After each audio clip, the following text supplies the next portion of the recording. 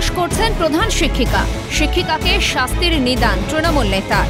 জলপাইগুড়ির একটি নামী সরকারি স্কুলের ঘটনা। সামনে এসেছে একটি সিসিটিভি ফুটেজও, যেখানে দেখা যায় ওই স্কুলের প্রধান শিক্ষিকা সুতপা দাস কান ধরে উঠবোস করছেন।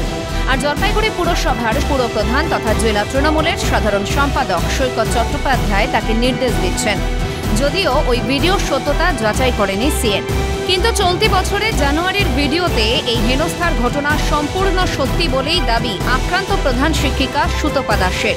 তিনি বললেন তাকে রীতিমতো ভয় দেখানো হচ্ছে।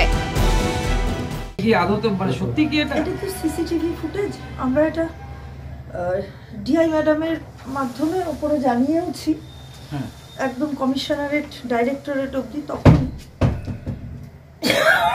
আজ অব্দি আমরা কোনো সুরাহা পাইনি। যেভাবে ভয় দেখানো চলছে, বাধ্য হয়ে সিসিটিভি বাড়িতেও লাগা। স্কুলের প্রধান শিক্ষিকার প্রতি এহেন অভব্য আচরণের নিন্দায় সরব রাজ্যের বিরোধী দলনেতা শুভেন্দু অধিকারী। এক্স হ্যান্ডেলে পোস্ট করে শাসক দলকে তুলে ধরা শুভেন্দুর বললেন শিক্ষক শিক্ষিকাকে হেনস্থা করাই নাকি তৃণমূলের সংস্কৃতি। এমন একজন বিতর্কিত নেতৃত্বকে পুরপ্রধানের দায়িত্ব দেওয়ার নিন্দায় সরব বিরোধী দলনেতা।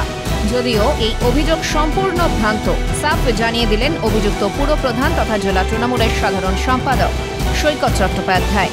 পাল্টা সুতপা দাসের বিরুদ্ধে তুললেন দুর্নীতির অভিযোগ। তৃণমূল কংগ্রেসের কালচার সংস্কৃতি এটাই, একজন স্কুলের দিদিকে কান ধরে উঠবাস করানো হচ্ছে, আর তিনি আজকে পুরসভার চেয়ারম্যান। এটি তৃণমূলের কালচার।